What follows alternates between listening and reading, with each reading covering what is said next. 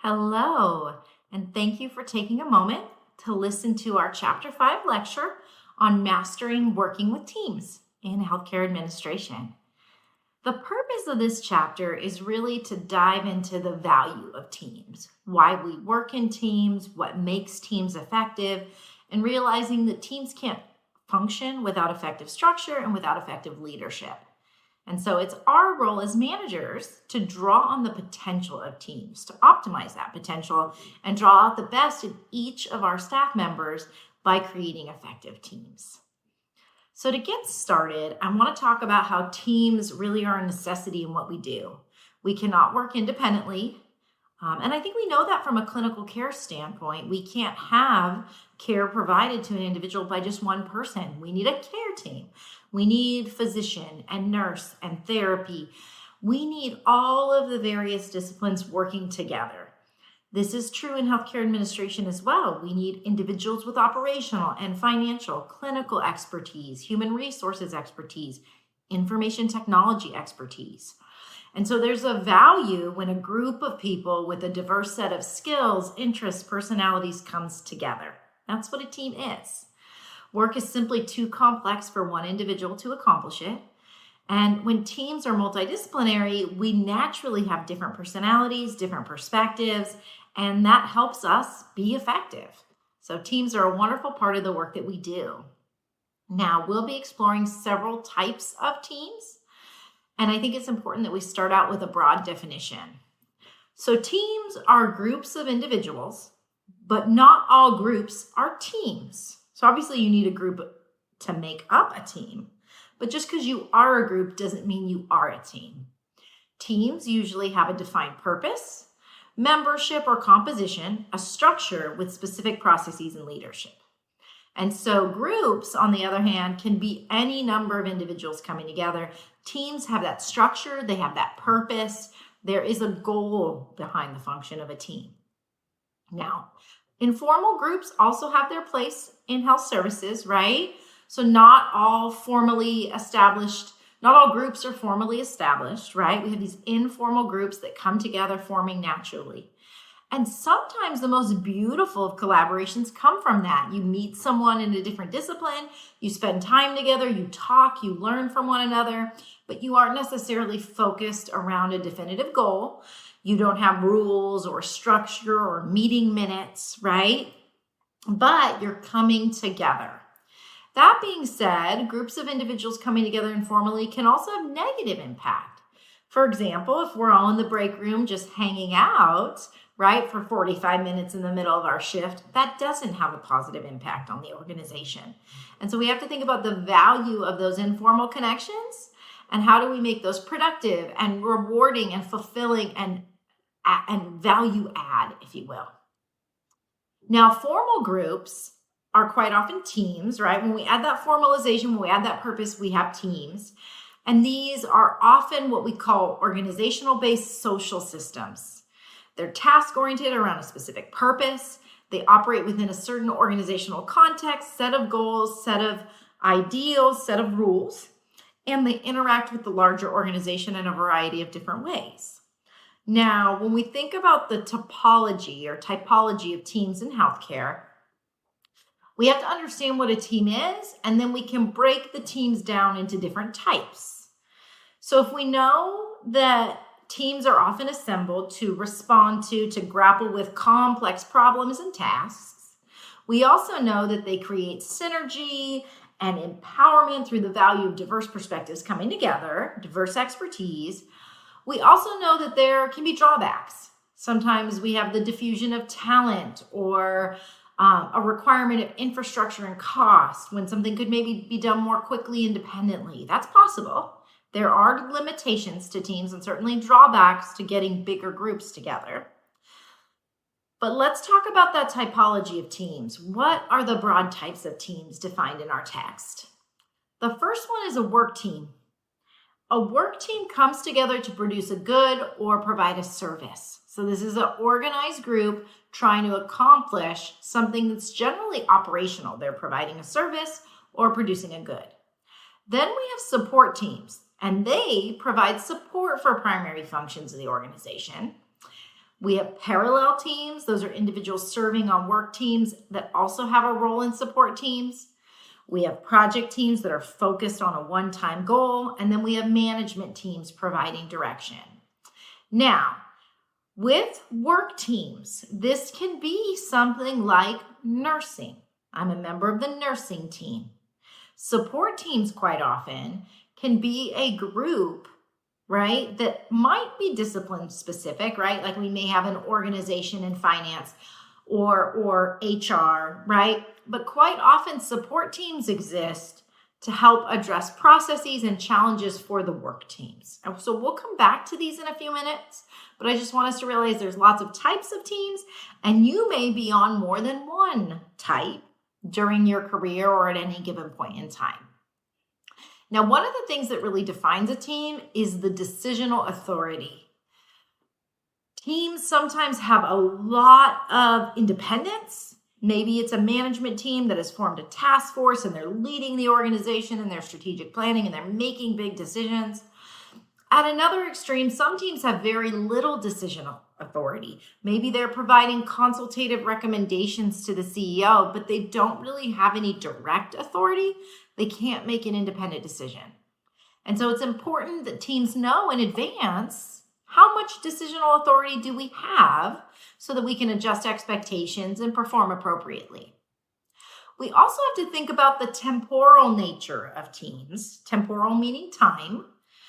Quite often, teams are temporary, but they can be permanent and ongoing. For example, members of our nursing team, they are nurses working with a nursing team. That is their role long term.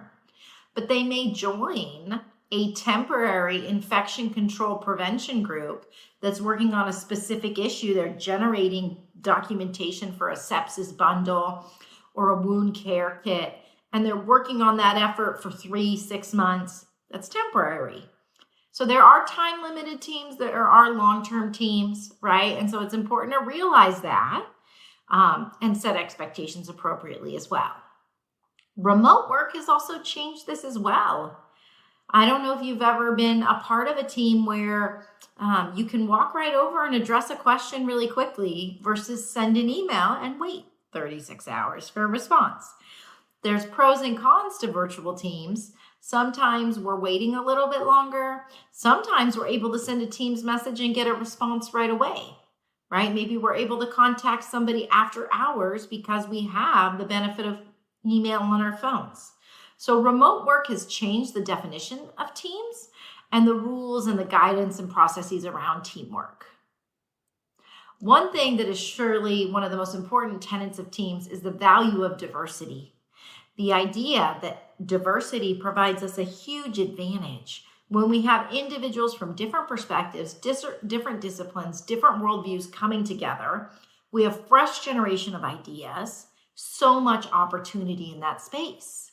However, there's a challenge. When you have multiple viewpoints and multiple worldviews, sometimes it can be difficult to make a quick decision on a matter. And sometimes it can be difficult to decide on a technology, let's say, or a form or a process, especially if maybe you have a part of your team that's a little bit older, that's used to using a certain technology or not, and then you have someone come in and recommend a different type of solution. That could be a challenge. And so we know that, but that's also where change happens, where a healthy type of conflict happens as we move forward in our organizations. In addition to diversity, we have to think about accountabilities. Who determines the team's success? Who's holding internally each of the team members accountable to one another versus externally? And if everyone on the team, on this interdisciplinary team dealing with this infection control issue, if everyone on the team has a different supervisor, if they're not pulling their weight or doing what they need to do, or maybe they're working very hard, how does that reinforcement reward system work if their supervisors aren't part of that team? And so effective teams should strive to be self-managed, should try to be equitable, but that can be a very interesting dynamic to navigate as we work to hold one another accountable while also encouraging one another, showcasing grace, especially if somebody's dealing with personal issues, right? We want to showcase grace and support them. So that can be a very interesting dynamic. One of the things that's very interesting about teams is they're all different in relation to fluidity and boundary permeability. For example, one team may form and then adjust their purpose and then adjust again, and they're fluid. And as they solve problems, they find new problems, and they're growing and they're changing and they're learning. Other teams are very much bound, maybe even legally. Maybe it's your patient safety council that only fulfills certain responsibilities for the organization based on what the governing board requires, right? They're less fluid. And then boundary permeability. How do new members get added? How do members leave? How do we prevent frequent turnover in our teams while still being inclusive? And how big is too big of a team? I was reading something the other day that Jeff Bezos of Amazon recommended only holding meetings of 6 to 10 individuals. If you couldn't feed the individuals in the meeting with 2 pizzas, feed them lunch with 2 or less full-size pizzas, then it was too big of a meeting.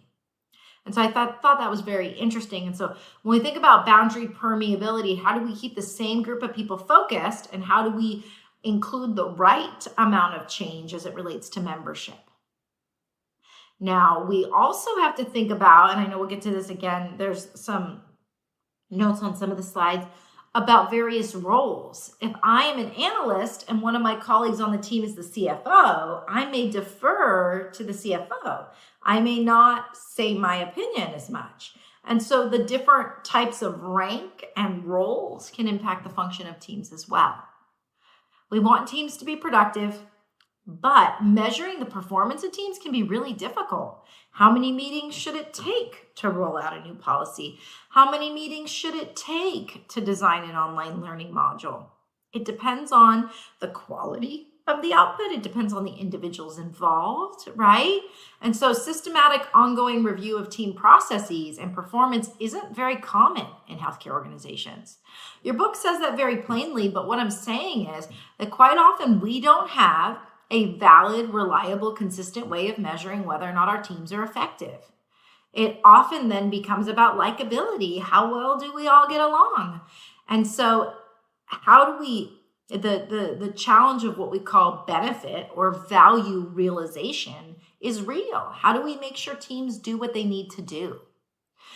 Now, one model for team effectiveness says that there are certain factors outside of the control of the organization or the manager that teams cannot be held accountable for.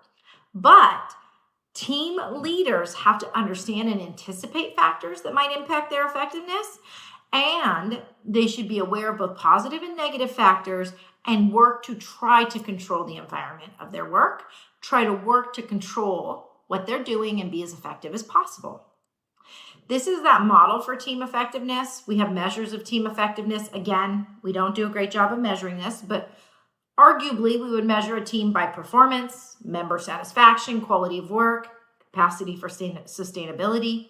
Those things would be improved by the leadership, the communication structure and interaction, the decision-making, the learning, the stages of team development as they form, storm, norm, perform, and eventually adjourn, right? Walking through that.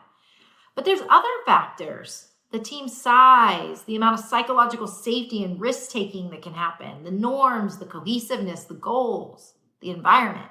Lots of factors that impact team effectiveness.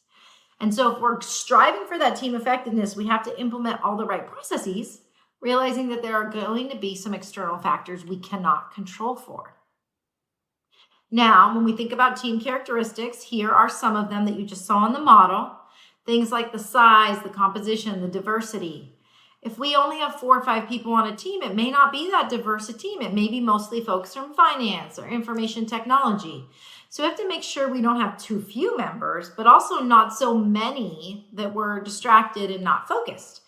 So it's a delicate balancing act as far as how many individuals and from what backgrounds, with what competencies and skills, from what disciplines, and realize that the way we perceive one another is affected by that diversity. Our ability to open our eyes and have a very broad, open, inclusive perspective is driven by the characteristics of our team members. We also have to be real, and I did mention this a couple slides ago about status differences.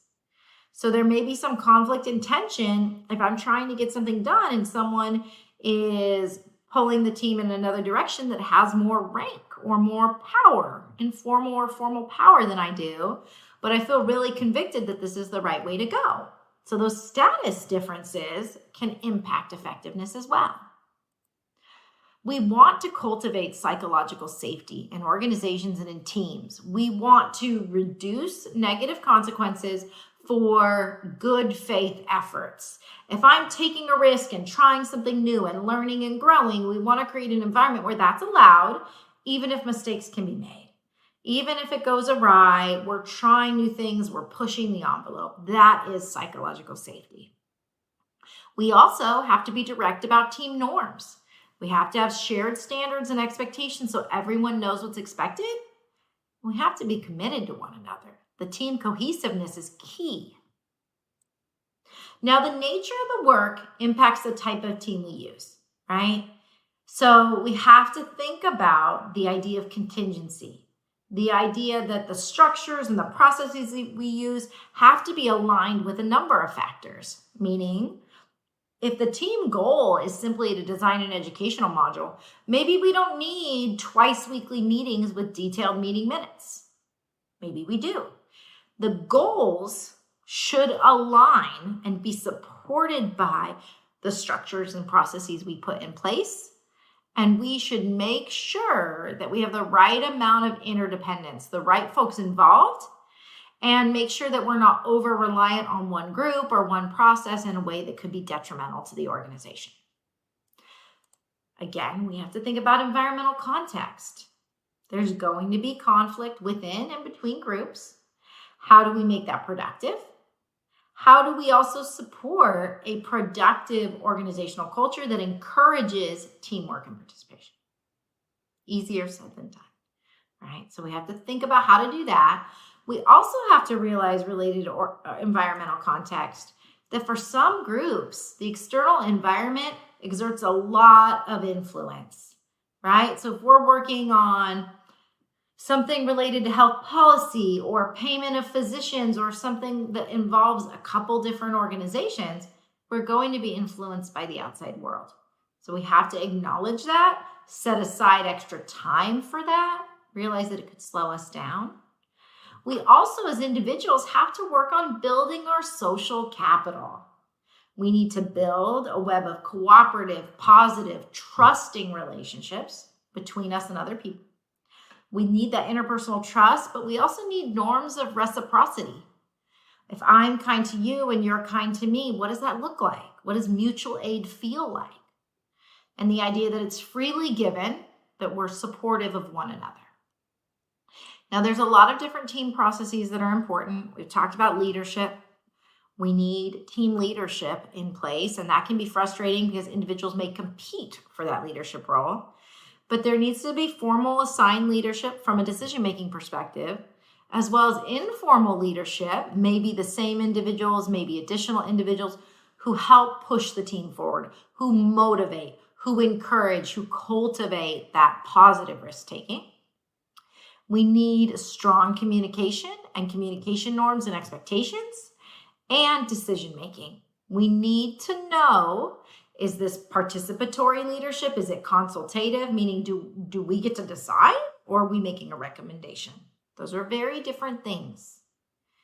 And then lastly, with teams, we want to make sure that we involve teams in accessing information in the organization, in learning and growing. A lot of times it can be tempting to hold on to the information that you have and not share it broadly, either because you're hoping for job security or because you don't want to make yourself vulnerable by sharing your department's data and information. But if we involve teams in sharing information across disciplines, we all learn more about one another's work. We all grow together. And of course, there's those stages of team development where we form, we come together, we bicker a little maybe, we figure out the norms of what's okay, we argue, the storming, which then turns into the setting of the norms, the norming. Then we perform well, and then we're done. Also, I think identifying team processes as an intermediary, meaning if we've got strong structure, we know what we're meant to accomplish, we have a plan, and we set effective team processes, a meeting cadence, expectations, roles, then we can expect on the other side to be effective. All right. Well, thank you so much for taking a few minutes to listen to this short overview of working with teams. I hope this was helpful. Have a wonderful week.